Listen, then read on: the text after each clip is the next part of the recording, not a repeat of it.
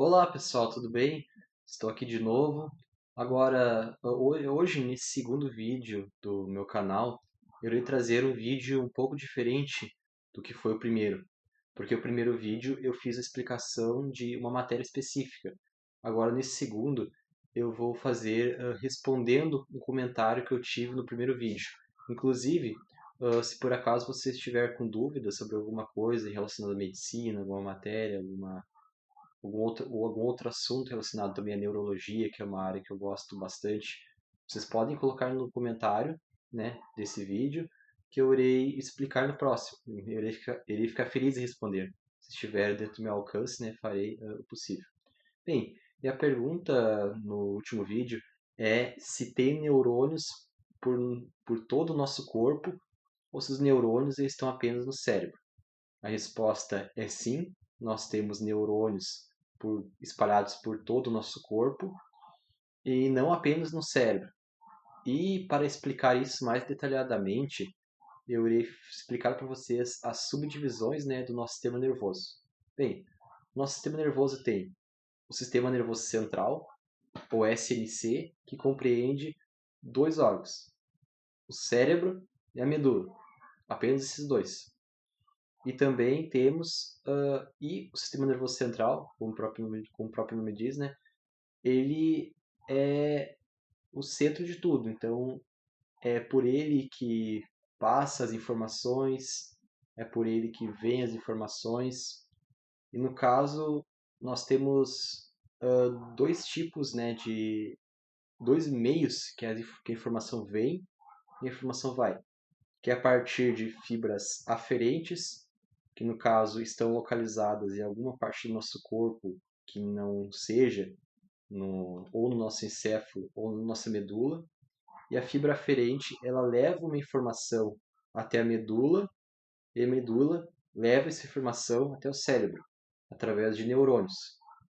E, para ocorrer a ação, nós temos as fibras eferentes, que no caso, as fibras eferentes, elas levam a informação até a nossa parte do corpo e ela realiza a ação que foi, que foi feita para ser realizada.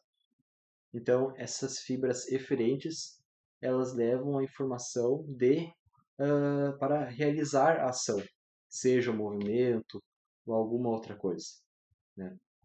Além disso, nós temos o sistema nervoso periférico, que englobaria as outras áreas do nosso corpo, excluindo, né, cérebro e medula.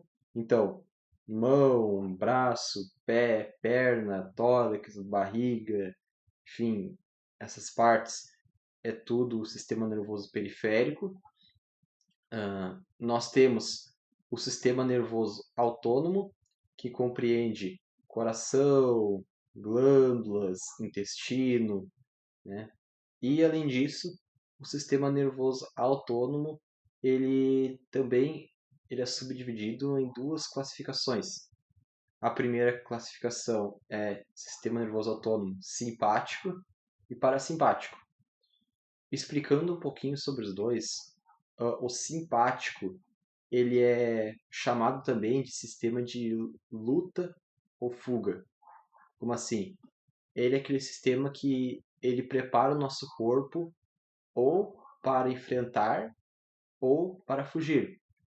E quais modificações fisiológicas que ele faz no nosso corpo? Bem, uma das primeiras, né, seria a dilatação da pupila do nosso olho, ou seja, a midríase pupilar, que dilatando a pupila faz a gente enxergar mais ao nosso redor, a gente consegue ver melhor a ameaça ao nosso redor.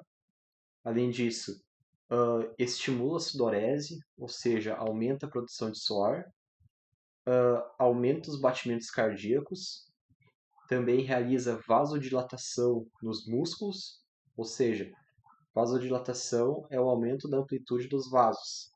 Aumentando a amplitude dos vasos, a gente tem mais sangue, né, nos nossos músculos.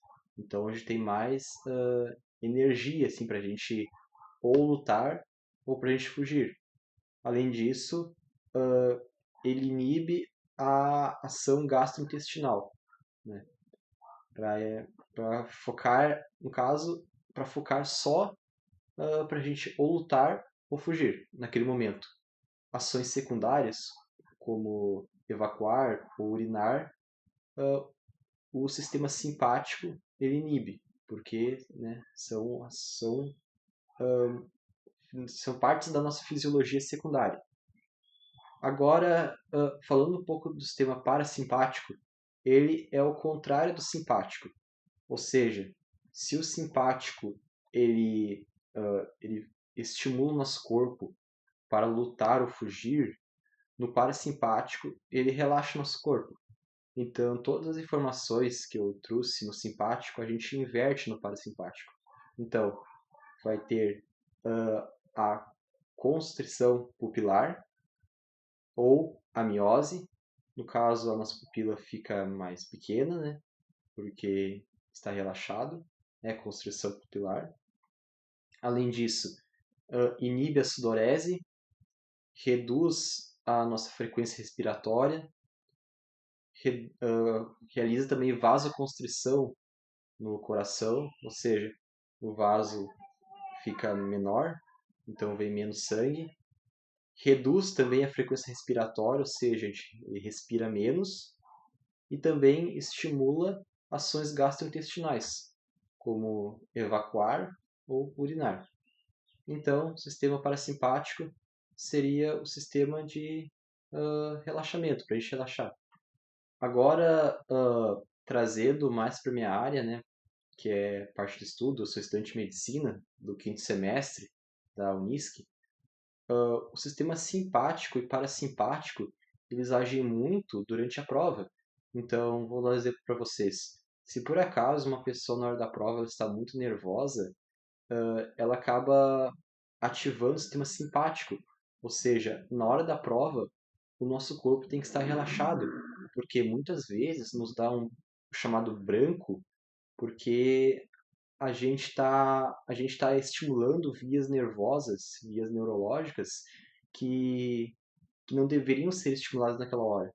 A gente está estimulando o sistema nervoso simpático, porque muitas vezes a gente fica ansioso por causa da prova, nervoso, e com isso o nosso corpo ele ativa o sistema de luta ou fuga, e, e não é isso que a gente está precisando na hora de fazer uma prova. Na hora que a gente está fazendo uma prova, a gente tem que ativar o sistema nervoso parasimpático, ou seja, conseguir reduzir a ansiedade, porque na hora de realizar a prova a gente precisa de atenção e calma, porque a partir disso as informações elas começam a vir para a gente começa a acertar a questão. Agora, se a gente está ansioso, chega numa prova tenso, ou muito pensativo, muito nervoso, isso acaba ativando outro sistema nervoso. Isso é uma característica muito importante, pessoal, sobre a neurologia, que eu acho bem interessante, assim, uma neurologia, mas trazendo para o dia a dia do estudante, né? Do porquê que os professores falam tanto, chega tranquilo na hora da prova, né? Não fica nervoso, é uma prova, assim, vai dar tudo certo, se não der certo agora, você recupera na próxima. É por causa disso, porque se por acaso a gente estiver nervoso, a gente estimula uma via inadequada na hora. E para fechar a classificação do sistema nervoso no geral, nós temos o sistema nervoso entérico, que não sei se vocês já ouviram falar aquela expressão, né, que o nosso intestino é o nosso segundo cérebro. Por que o intestino tem essa nomenclatura, né, de segundo cérebro? Porque os neurônios que estão presentes no intestino, que são mais do que 100 milhões, mais ou menos, eles não precisam realizar uma sinapse com a medula e a medula realizar a sinapse com o cérebro. Ou seja, os neurônios do nosso intestino, eles sozinhos, sem a ajuda do cérebro, eles conseguem fazer as ações que são necessárias para o bom funcionamento dele.